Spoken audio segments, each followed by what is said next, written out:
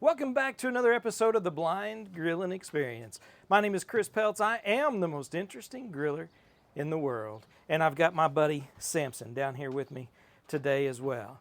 We're going to be talking about lighting the big green egg. We get a lot of questions from folks about how to light the big green egg and really just light charcoal as a whole. As many of you know, we use lump charcoal, we don't use briquettes, but we're always talking about starter sticks, and people are wondering, what is it, how do you use it, what about a chimney starter and things of that nature?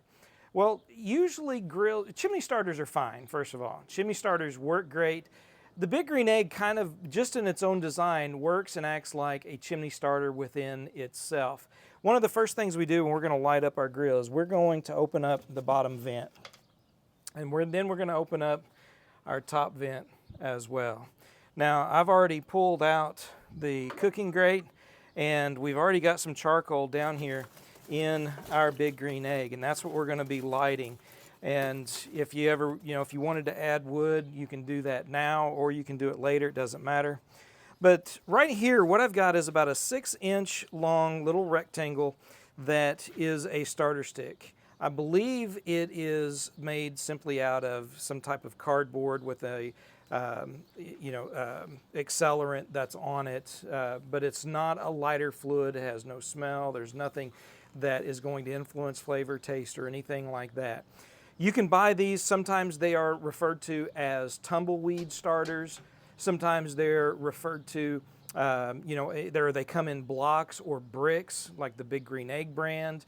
Fogo has a great brand. This comes from our local store, which is Pits and Grills. You can probably go online to their website, pitsandgrills.com, and order a bunch of these. They come in packs of, I think, 8 or 10, but they're really reasonable. You can break them in half if you want. I usually don't. I just leave it long and straight, just like it is here.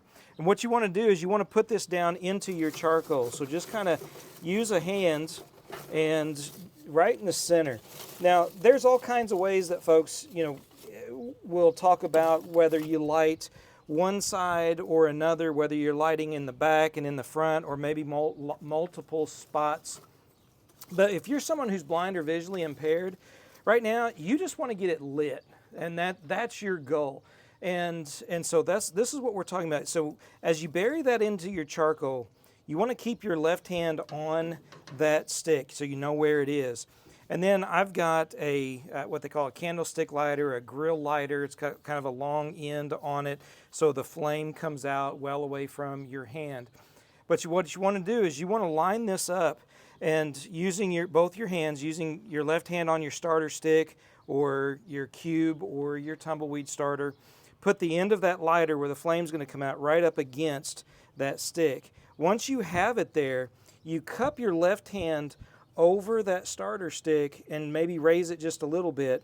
And then when you pull that trigger on that lighter, you can feel the heat. You can raise your hand up just a little bit, and then you can still feel the heat. Give it a few seconds.